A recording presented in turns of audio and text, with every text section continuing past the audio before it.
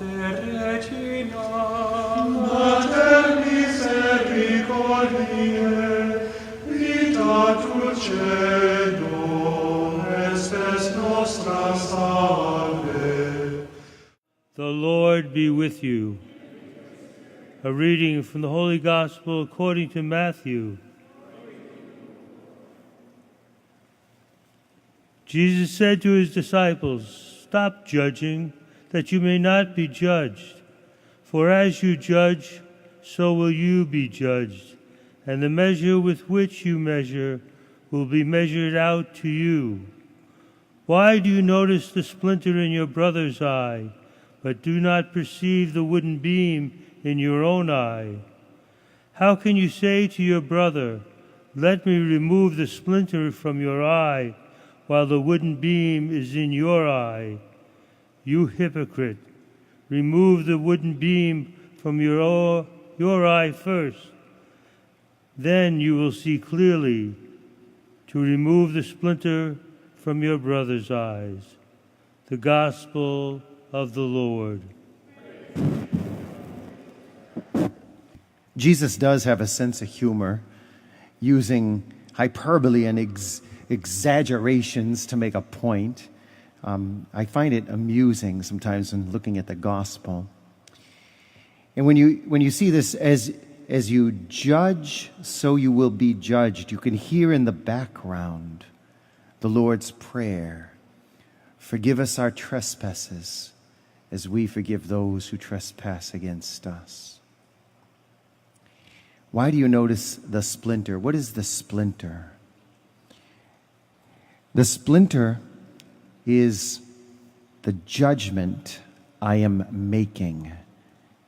That splinter, or the judgment that is being made, that's the splinter. But the log is something else, the log or the wooden beam. And that splinter can infect all of us, that little splinter. But the wooden beam is where the splinter gets complicated. It's the emotions that we allow to skew and supplant fact and truth and reason. And when you look at things, especially right now, like in the political arena, even especially with something like the abortion issue, that has nothing to do with fact. It has everything to do with people being emotionally charged about something. And so truth goes by the wayside for an emotion. How many of you can always count on your emotions? 100%. You can always count 100% on your emotions, Jerry? You're incapable because of sin. Okay? So let's get that straight. So be humble here for a minute. Okay? Then the other thing that becomes part of this wooden beam is pride, where we have a tendency to exaggerate the faults of others so we can look better. And then we try to minimize and explain away our own faults. So we have an excuse. And strangely enough, this can happen so easily that I see it a lot in a place where you would think honesty would definitely be the baseline, but it's so easy to fall into this kind of judgmentalism, believe it or not, in the sacrament of reconciliation. Yep. It's not uncommon for me to hear something like, "Well, you know, Father, I did this, but it's because they did that." Oh, okay. And so, or sometimes I start hearing the story of what someone did to them. And so I'll say, "Well, wait, why are you telling me this?" "Well, you need to know this for the context of why I did what I did." So I said, "Well, whose confession is this about then?" "Oh." There we go. Okay? And so we don't need to detail other people's sins in the sacrament of reconciliation. We just need to detail our own. because you want to get the plank out of your eye before you start looking at the speck in somebody else's.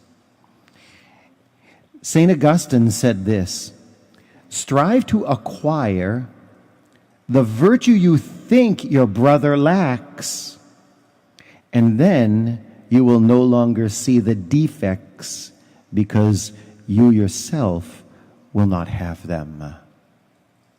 You can figure that one out. I'll read it again just in case you need another cup of espresso this morning.